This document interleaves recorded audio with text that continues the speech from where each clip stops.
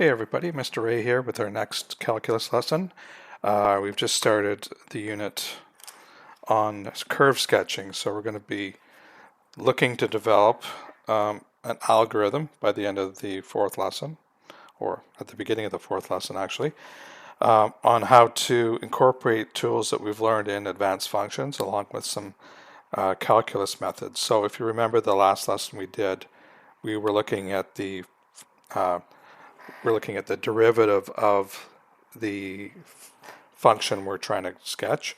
If we take the first derivative, we were able to set that to 0 and find critical points.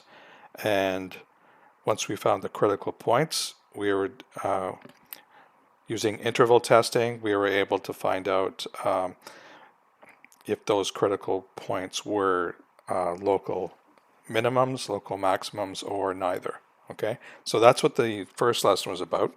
That test that we did, I'm not sure if we actually called it this at the time. We call that the first derivative test.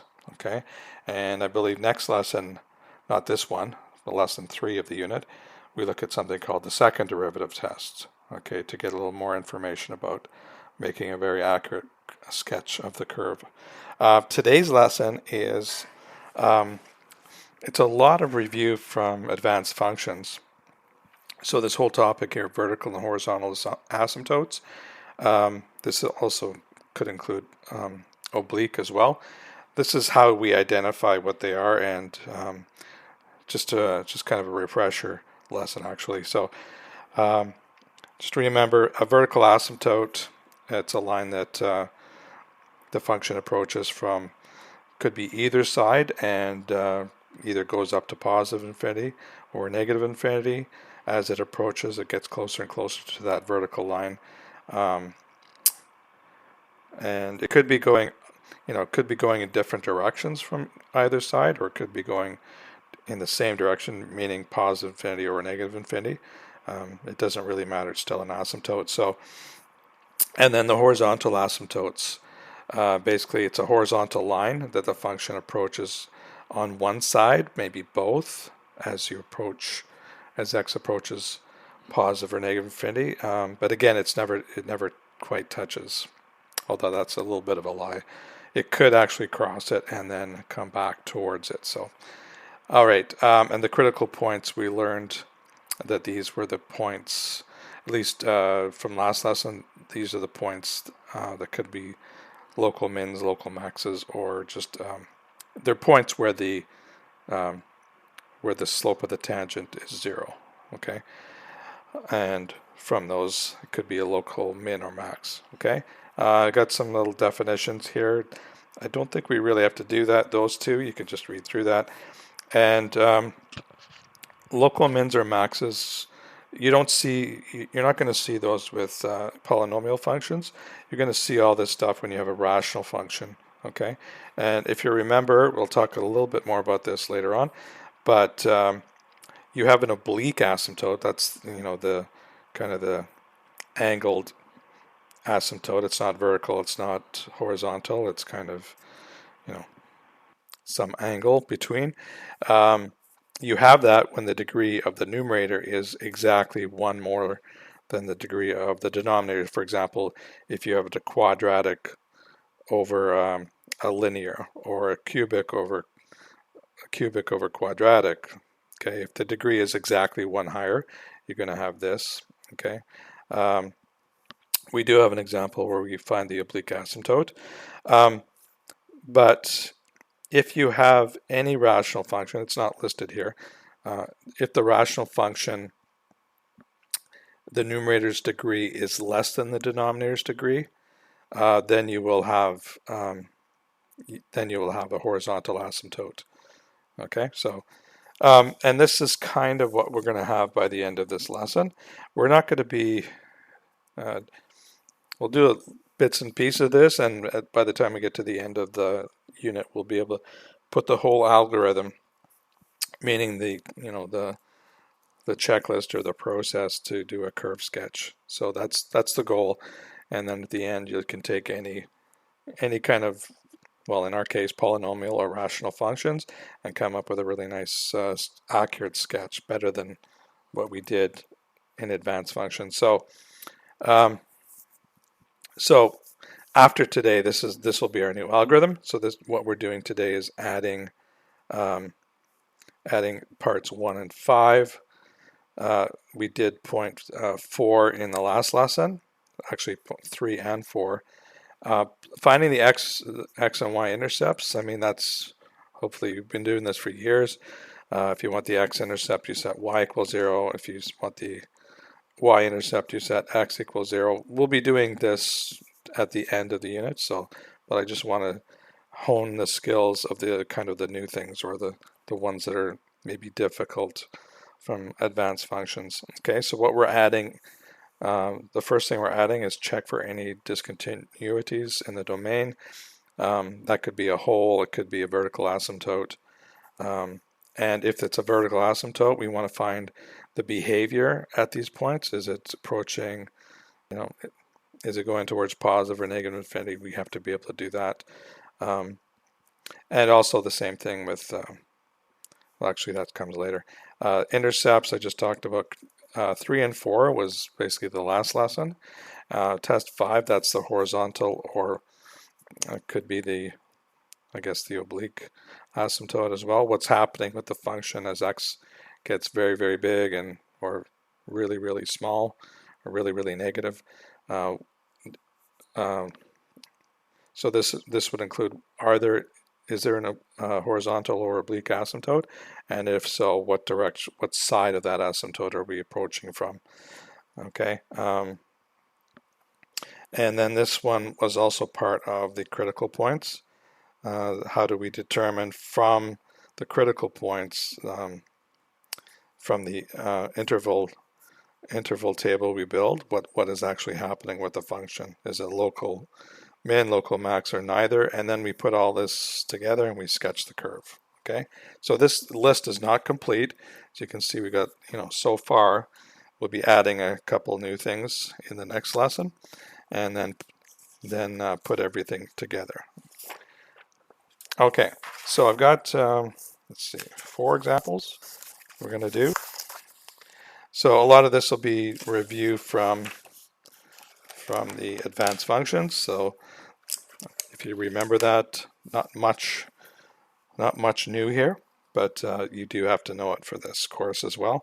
So determine any, so this is very specific. This isn't a curve sketch. Just determine any vertical asymptotes of this rational function, and describe the behavior of the graph of the function for values of x near the asymptotes. So we just call this vertical asymptote behavior. So the first thing we want to do, if you remember, we have vertical asymptotes whenever the denominator is 0.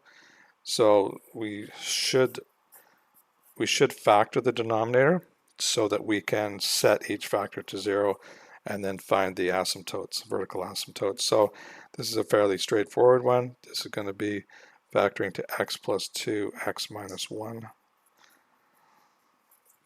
Okay, and then from that, I mean, you don't have to put a whole, you can leave out a lot of stuff that you might have done in advanced functions. You can just say, okay, from that I know that if x is negative 2, this will be 0. If x is 1, this will be 0. Either case, I have a vertical asymptote. So I have a vertical asymptote at x equals negative 2 and also x equals 1. Okay, so we found where the asymptotes are. Now it's looking at taking each of those and determining the vertical asymptote behavior from each side. Okay, so if you remember this, and I know teachers will do this as, slightly different ways depending on the way they like. Of course, you can do it whatever way you did in advanced functions is fine with me. But if you're starting from scratch or you've totally forgot, what we do is we have kind of 2 statements for each asymptote. So we have x equals negative 2, and we also have x equals 1. Okay, so for each of these, we're going to do some analysis as x is approaching the asymptote from the left or from the negative side. Where's this function going? And also the same thing as x approaches -2 from the positive side. Okay, and you can see we're going to branch out for this vertical asymptote as well. All right, so the way I prefer this, and again, this is, subjective. So the way I do this, and this is, you pretty much have to use the factored form. So if I put something smaller than -2, for example, -2 point, maybe I'll put in brackets here, -2.01. It could be like a test value because it's more negative than -2. If I plug that back into these factors, I just want to know what sign I'm going to get here. Okay, so on the top, there's no x. So if I'm plugging in -2,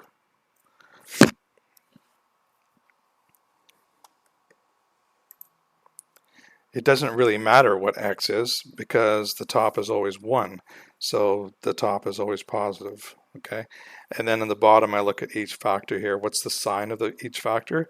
If I plug in -2.01, well, this one's the critical one because -2.01 added to 2, that would be a very small negative value.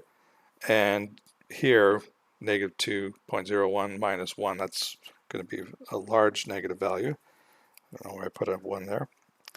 You're just looking for the signs of each. It doesn't really matter the value. So we have 2 negatives on the bottom, and that is going to approach, a positive over a positive. And the only 2 options where this can go is positive infinity or negative infinity. So if you get a positive result, that means f of x is approaching positive infinity as x approaches -2 from the negative side. If we do the same thing as we approach from the positive side, so in this case our test value would be -1.99. You could use your own value. So in this case, you're going to have f of x equals, so f of x approaches, and then on the top, you're still going to have positive because 1 doesn't change. It's always going to be positive. And then if I plug in -1.99 here, now this is actually going to be positive. And the second one still negative, -1.99 minus 1. So now the sign is going to change. So that is approaching negative infinity. Okay, so that's the behavior at the vertical asymptote x equals -2. Now we do the same thing for 1. So as x approaches 1 from the negative side, as x approaches 1 from the positive side, what's happening with the function? Is it approaching positive infinity or negative infinity? Okay, so exact same process. So this, as x approaches 1 from the negative side, this test value could be 0.99. And while we're doing this, 1 from the positive side could be 1.01. Okay, so I always do it like 1/100th to the left or right of the vertical asymptote. Okay, but that's just my choice, my personal way of doing it. Whatever way works for you is good. Okay, so on the top for both of them, you're going to have positive because of the 1, and then if I plug in 0.99 here, okay, well that's going to be positive, and this will be small negative. So I have a positive negative. So that means it's approaching negative infinity as x approaches 1 from the negative side. And for this one, as x approaches 1 from the positive side, if I plug in 1.01, well, that's definitely positive, and that's a small positive, but 2 positives nonetheless. So overall, that's going to be approaching positive infinity. Okay, so that's a reminder first of all, how to find the vertical asymptotes. Factoring is always a crucial skill here. And then testing the behavior of each asymptote from both sides, from the negative side and from the positive side. Okay, and then all we're interested in is the sign, because it's either going to positive infinity or negative infinity. Okay, so hopefully that reminds you how to do that. Here we have determine the end behavior. So end behavior, that basically means about horizontal asymptotes. Okay, so if I write the function out again, this is a rational function. 3x plus 5 over 2x minus 1. Okay, now this is the official way to find the horizontal asymptote. It's the limit as x approaches infinity. Well, this is checking what's happening on the right side of your graph. Of 3x plus 5 over 2x minus 1. Now this is the part you don't have to do every time. I'll just show you the shortcut at the end. So what we do is we're going to divide everything by the degree of the highest degree of any term. So in this case it's going to be, we're going to divide everything by x. So what we get here is 3x over x minus 5 over x. Okay, I split them out. And then 2x over x minus 1 over x. And you can see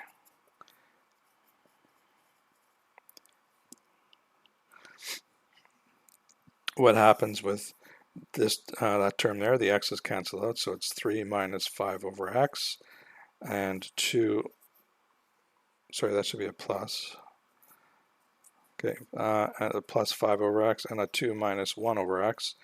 And as x gets really, really big, these terms actually go towards 0, because 5 over a million is getting pretty close to 0. Okay, so what happens is both of these terms approach 0, so the overall limit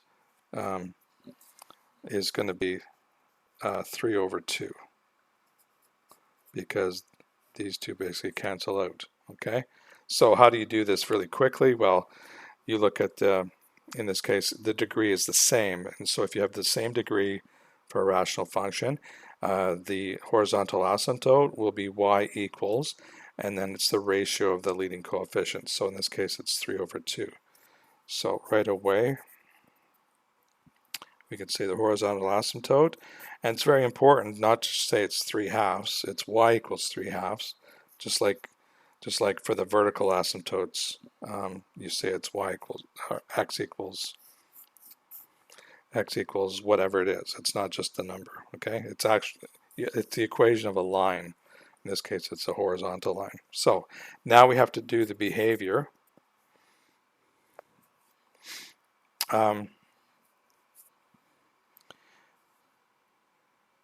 So horizontal asymptote behavior, and this is a little bit like vertical asymptote behavior, but it's done a little bit differently. So instead of just saying we're not trying to get really, really close to a value of x, we're just trying to get humongous values of x, positive and negative, and see where is this function headed towards.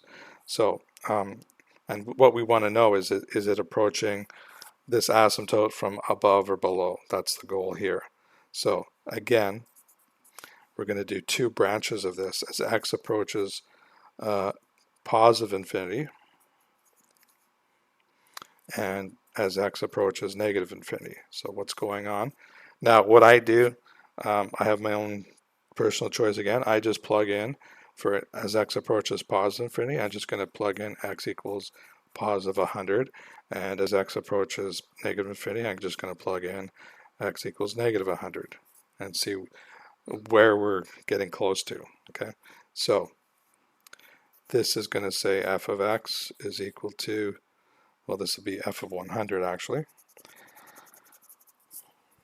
F of 100, or the limit, approximation of the limit, is going to be, if I plug in 100 into the original function, that's going to be 300 plus 5, so 305 over, and 100 here would be 200 minus 1, that's 199. Okay, and if I evaluate that, that's going to be 1.53. Okay, so now what I do is I compare, well, 1.53 is where we are at x equals 100, and the actual asymptote is 1.5. So 1.53 is above the horizontal asymptote. So that's the goal here.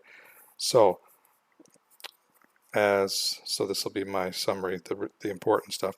As x approaches positive 100, y approaches 1.5, which is the asymptote, and it approaches it from above. So I put the plus there. Okay, and then I do the exact same thing. Plug in negative 100 for x. If I do that, I get negative 300 plus 5, so that's negative 295. And negative 100 on the bottom, that's negative 200 minus 1, negative 201. And that's approximately equal to 1.4. These are approximates. That's approximately equal to 1.47. And you can compare the 1.47 to the 1.5. You see, well, that's below the horizontal asymptote. So the summary is, as x approaches negative infinity, y approaches, and it's always going to approach 1.5, but we want to know from above or below, and 1.47 is below 1.5. So we can now use these to show the end behavior, or the horizontal asymptote behavior. To me, those are interchangeable. Although end behavior could apply to an oblique asymptote as well. Okay, so that's how you do the end behavior, or the horizontal asymptote behavior, and we just did the vertical asymptote here. Okay, so next question. For the function f of x equals 3x over x squared minus x minus 6, determine the equations of all horizontal and vertical asymptotes. Sketch the graph to indicate the behavior of the graph around the asymptotes. Okay, so it's really combining example 1 and 2 and then adding in a little sketch. Okay, so it's going to be a little cramped in this answer, in this space provided. F of x equals, and again we're going to factor the bottom. So this is a fairly simple factoring. That's x minus 3x plus 2. So that means we have vertical asymptotes at x equals 3 and x equals, sorry, that's missed a sign there. Yeah, plus 2. So vertical asymptotes at negative 2 and positive 3. Doesn't really matter the order you put it. And so now I'm going to do a little bit quicker job than I did in example 1. So I'm just going to say as x, I'll just write out what I'm going to do first and then I'll do it. So as x approaches 3 from the negative side, f of x approaches something. Now we know it's going to be infinity, we just have to know, is it positive or negative. So I'm going to just write out all 4 of them. So as x approaches 3 from the positive side, f of x approaches which infinity. That's one of the reasons I always put plus or minus infinity.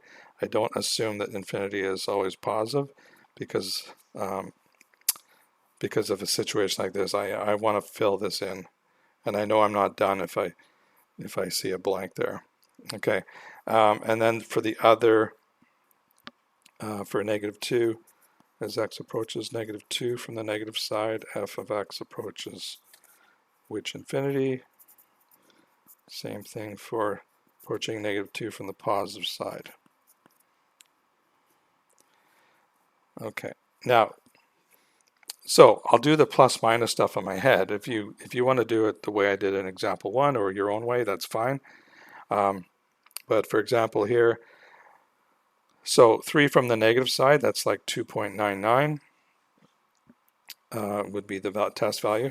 So 2.99, that means the top is positive, positive, negative, positive. And all I really need to do is count up how many negative signs do I have? And that's going to tell me the overall sign. So in this case, I got one negative sign. So overall, the result will be negative. So the function's approaching negative infinity for this branch. If I'm as x approaches 3 from the positive side, I can use the test value 3.01, and you can see that's positive, small positive, positive. So they're all positive. So overall, the function's approaching positive infinity. Negative 2 from the negative side, that'd be like negative 2.01. Okay, so negative 2.01, that's negative, and that's negative. So I have three negatives. So overall, the value of the function is negative. Okay, and then the last one, negative 2, x approaches negative 2 from the positive side, so that's negative 1.99. So negative, negative, positive. So overall, that becomes positive. So I've got all four of my vertical asymptote statements that I will then use for the graph. Okay, so we're done all the vertical asymptote work. Now we do the horizontal asymptote. Now here's where you're not going to want to use the factored version when you do the horizontal asymptote because you really want to see the degrees. Of course, you could see them here and work it out, but it's already done.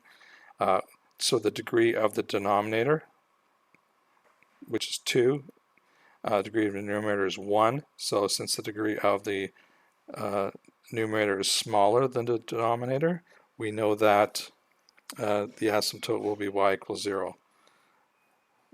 Okay, so I'll just write that here. Since you don't have to put this, all that we really need you to do is put the equation. Since the degree of the numerator is less than the degree of the denominator, so this will always be true. The horizontal asymptote is y equals 0. Okay, if the degrees were the same, then that's where you take the ratio of the leading coefficients like we did in example 2. But since its degree of the denominator is higher than the degree of the numerator, we always know it's y equals 0. Now for the behavior,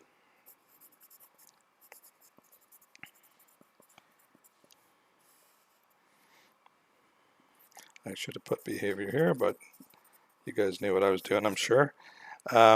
So as x approaches, let's do positive infinity first. And as x approaches negative infinity, we'll do that second. F of x. So this is where you would plug in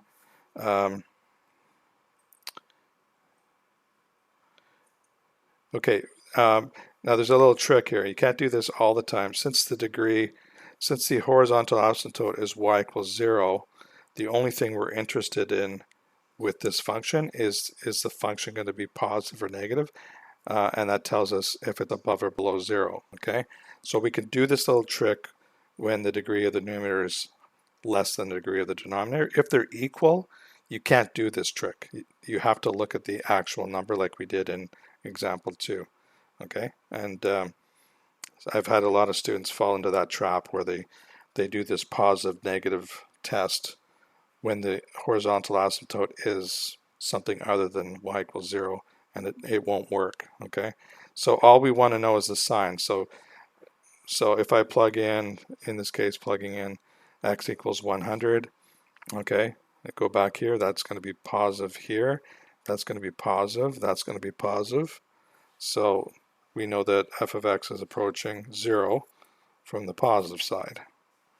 Okay, and if we plug in x equals negative 100, we have negative, negative, negative. We have three negatives.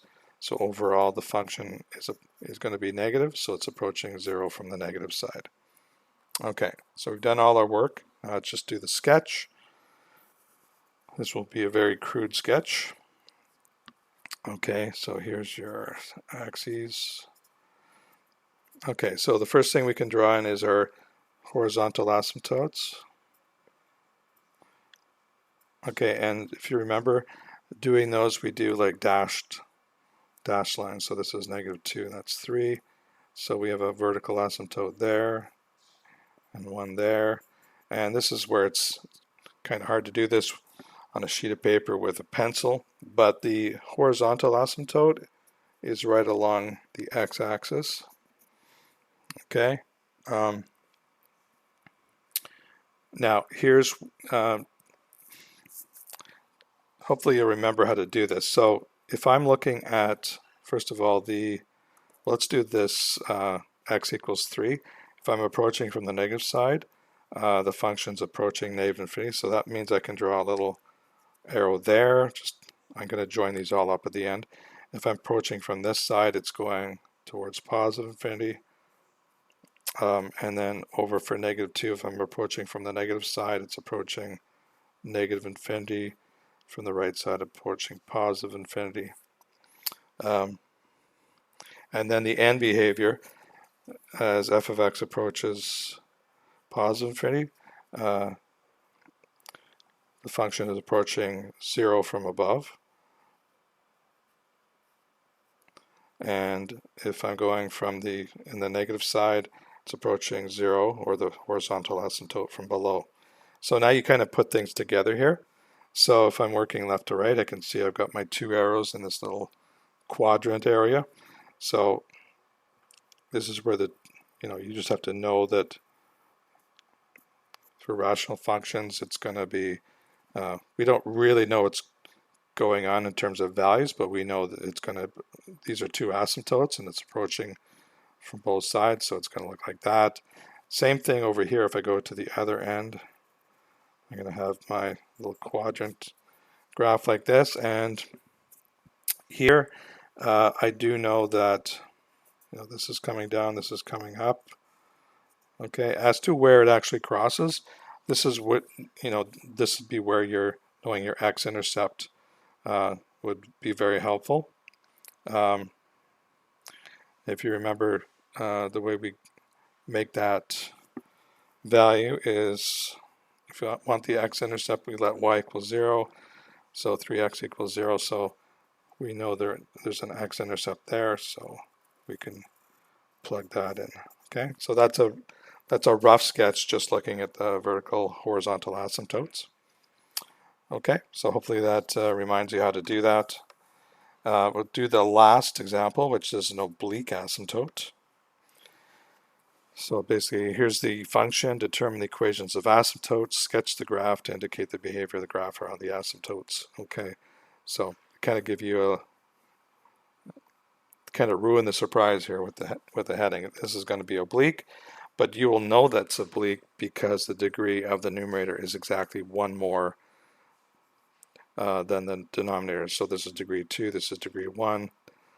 1 higher means it's oblique. Okay, so when you have an oblique, that basically replaces a horizontal asymptote with an oblique.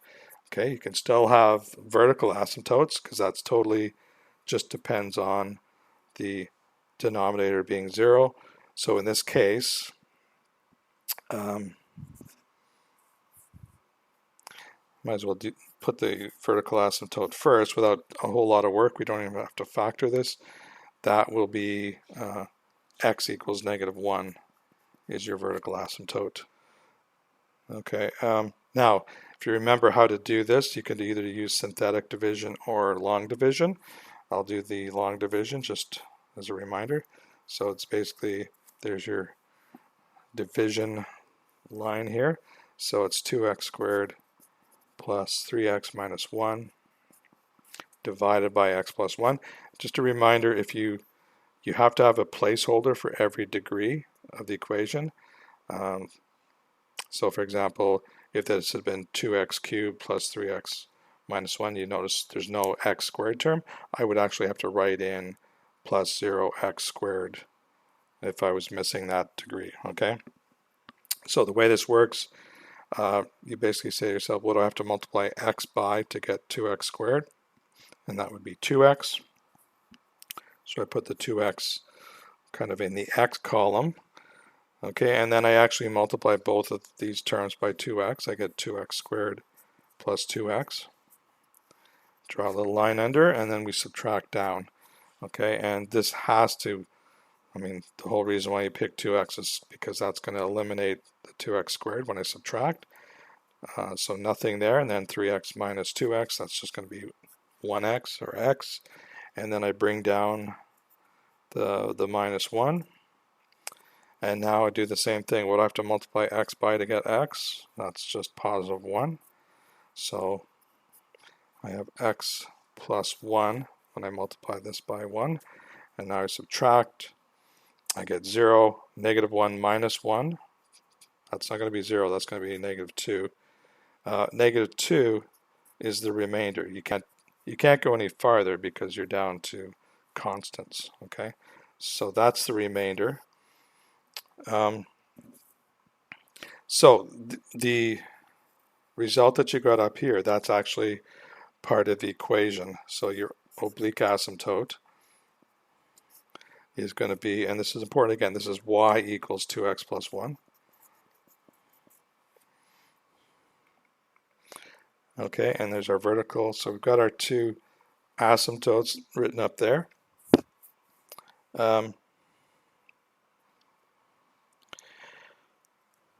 Now, there's different ways of doing the oblique asymptote behavior. One thing that I've done recently in the last 5 years when I do this is a slightly different way. So I could rewrite this equation of the function, because I already divided it out and I got 2x plus 1 as an answer, but I also had a remainder of negative 2. So that remainder is going to be like a minus 2 and then over the x plus 1. Okay, so this thing here will be the remainder if I do the division. Okay, so what I'll do for the oblique asymptote here is, again, we want to break it into the two parts. As x approaches positive infinity, what's happening with f of x? F of x is approaching. Now, this is going to be different now because it's not approaching a value like a constant like it did with horizontal asymptote. It's actually approaching the asymptote, which is 2x plus 1. Okay, but we want to know, is it approaching it from above or below? So I'll show you how to do that in a second. So I'll write out the other statement for the negative infinity. So f of x will also be approaching the asymptote 2x plus 1, but is it going to be from above or below? Now, one thing you could do is you could just plug in a value and compare it to what the oblique asymptote would be at that x value and see if it's above or below. That's the way I used to do it. But now, if you look at that remainder part, okay, if I plug in, it doesn't even have to be a super high value. If I plug in, say, x equals 10 to simulate approaching positive infinity, what's this remainder going to be? Well, that's going to be, minus 2 over 11.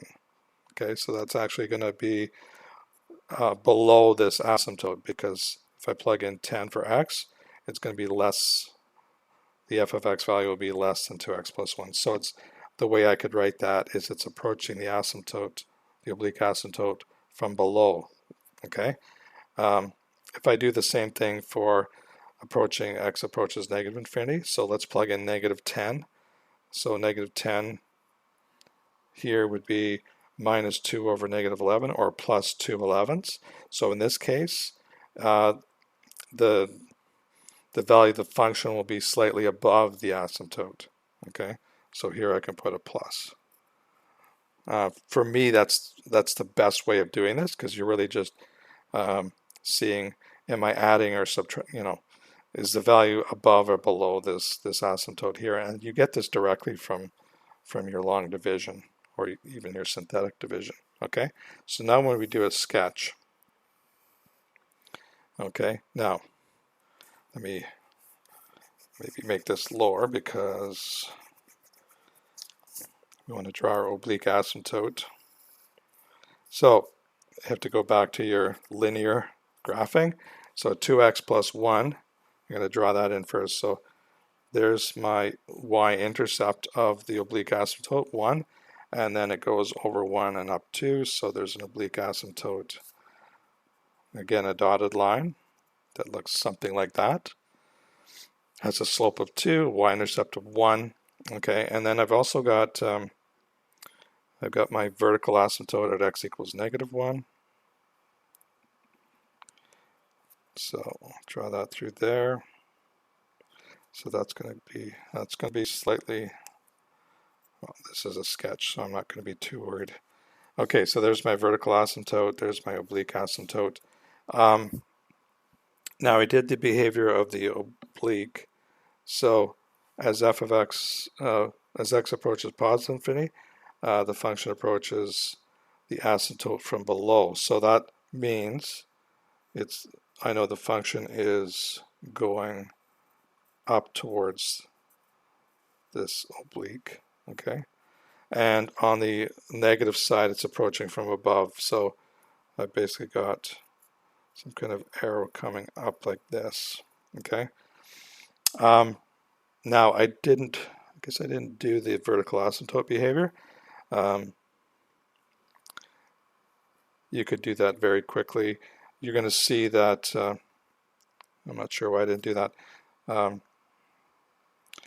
Yeah, why don't we do that? So vertical asymptote behavior.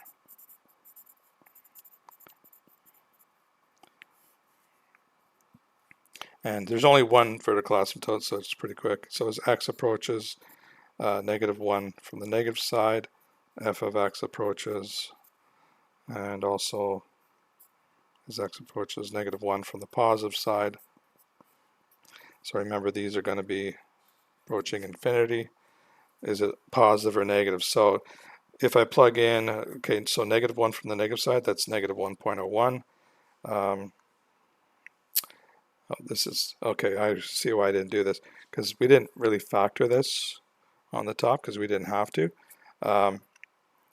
But definitely on the bottom here, that would be, that would be negative on the bottom. So you could actually work this out. It's not quite as easy as when it's factored. Let me just skip to the result. So this would be approaching from the negative side, it's going to approach positive infinity, and from the positive side, negative.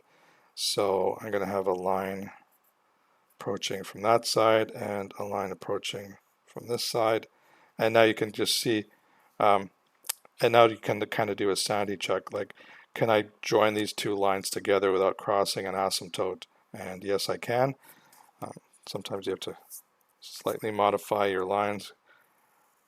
So it looks something like this on that side, and then this side would look something like this.